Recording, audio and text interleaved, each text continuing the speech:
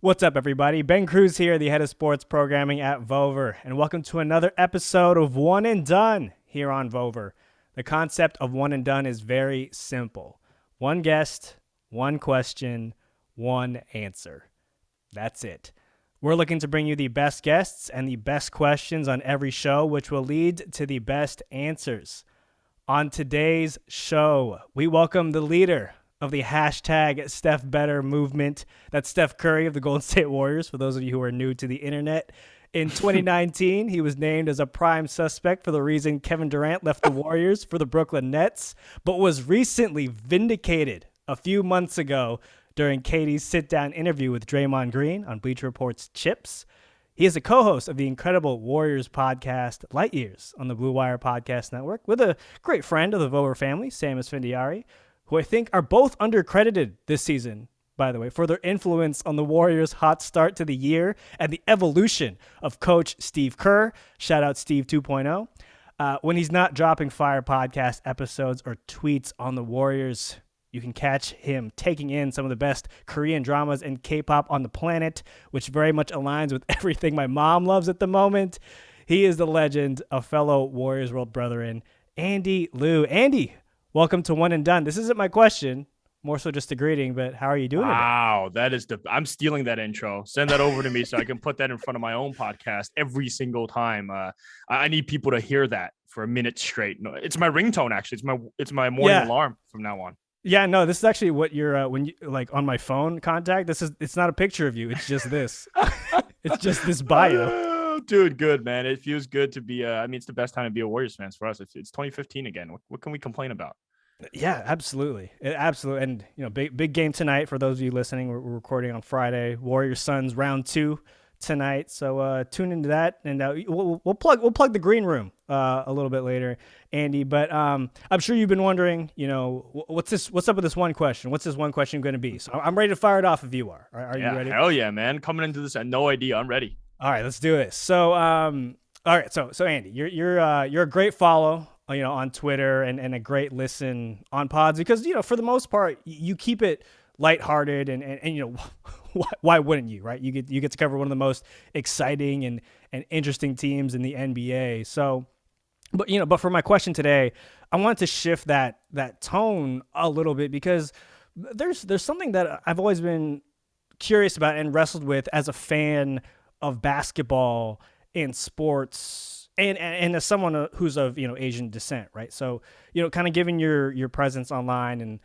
how big of a voice you are on Twitter, that comes with the trolls, right? And those who try to tell you you have no idea what you're talking about, and that's just part of the gig, right? If you choose to participate in social media, right.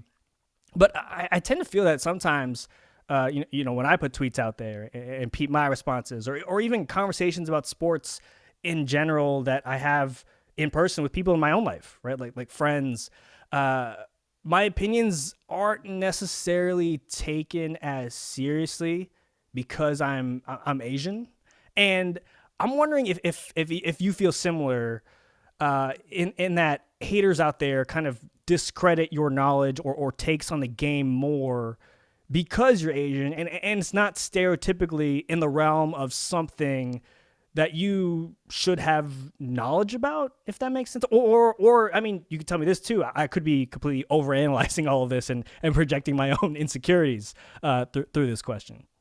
No, I think that's a great question. So I didn't know where we were going to go today. And this is a wheelhouse topic for me. Outside of podcasting and tweeting, I work in the tech sales world, mm-hmm. and it's similar. And I bring that up. It's similar because in that world, I'm the only Asian person in that world. And now for me, it makes me uncomfortable, not because I think that I'm looked down upon.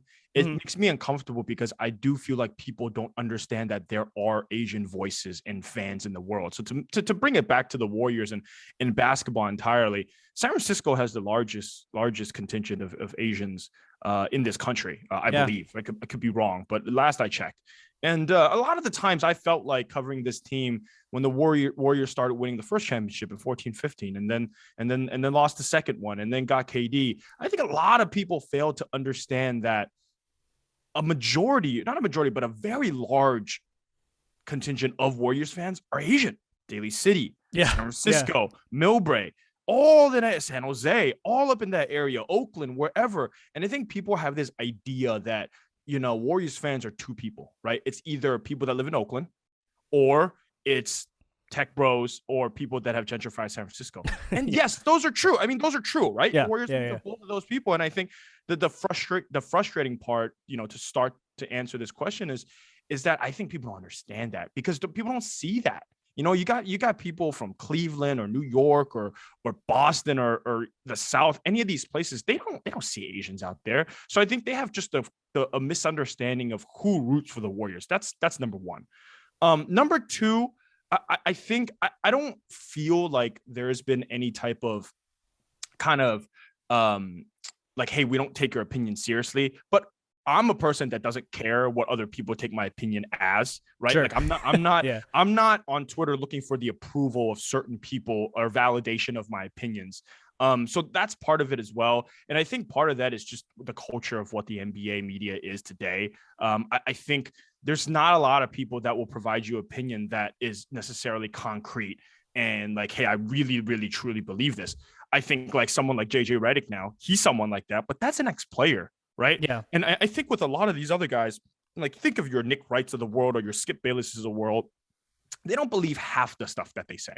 Of course. And I think part of that is it's just how it works now. And I think for me, I don't necessarily think of being Asian as something towards that. I think I do, however, it saddens me that people don't realize the amount of Asian fans. I mean, like there's a reason why the NBA, and I'm kind of rambling a little bit now, but there's a reason why the NBA themselves want to partner with China so much. And we can argue whether that's a good or bad partnership, but there's a reason why. Sure. Basketball is huge out there. Massive. And massive. And I think people just don't understand that the Warriors fans have so much of it. And when it backs back to me in media, I think the other thing that's very important to note there for me that makes me, I mean, it makes me more happy is that with the amount of Asian fans, okay, we can point to like, hey, Andy, like he's that guy that's doing it. And that's cool. For me, that's all cool. So I don't necessarily see it as bad. Yeah. And I mean, that last point that you made there, which I haven't even really thought about, to be honest, like, because when I listened to Light Years, right, or when I was producing Light Years, it was just Sam and Andy. They know what they're talking about, right? They know hoop. They know this team. Boom. That's it. Like as a producer and as you know, as your guys' friend, it was just like, oh, it's the content, right? And you kind of putting that out there, like with the lead in of, there's so many Asian people out here, right? Like in the Bay who are Warriors fans, and all the voices out there, and there are a ton of great ones, right? Yeah. I think the two Asian ones are you and Kawakami. You know what I mean? And that is, and that's really where I started to kind of ponder this question. Like when you said you'd come on, because I just kind of always wondered that. I've never really put two and two together though, which with why I think people resonate with you and with, with TK, right? Is because there's just people who look like them, who are voicing actual legitimate opinions about the team that they root for. And it's so rare, and it's really, really interesting.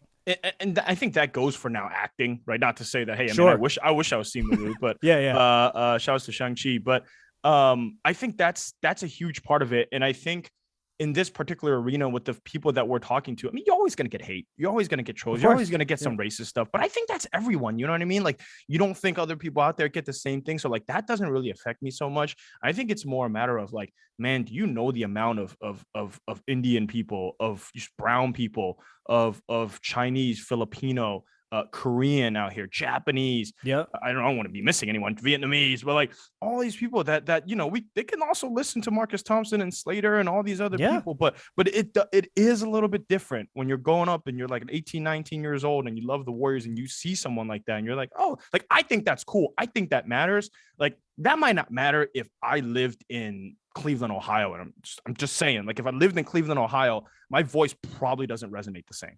And I think part of that is what's so cool is that I live out here in San Francisco. I grew up here. You know, I mean, you too, you live out here, and like it's that type of stuff that's really cool. And I know that's not really like the question is, it's not really the question, but it's like, I think that's what's important. That's really why, Sam and I keep doing it, because we don't see anybody else doing it. Not that they're doing a bad job, but there's just nothing like that out there.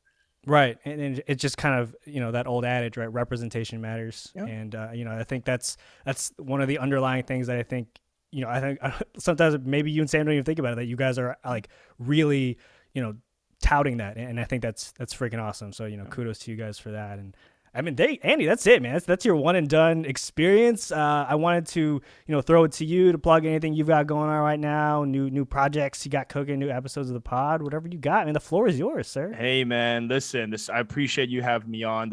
I love talking about this. It makes me happy. It makes us happy. I think we keep going forward. People are going to keep loving us, you and I, and just Light Years podcast, man. That's it. Just check out the Light Years podcast, and got a big game tonight, and it's going to be a hell of a season. So just keep tuning in. There we go. Andy, thank you so much for coming on One and Done, and hope to have you back on again soon.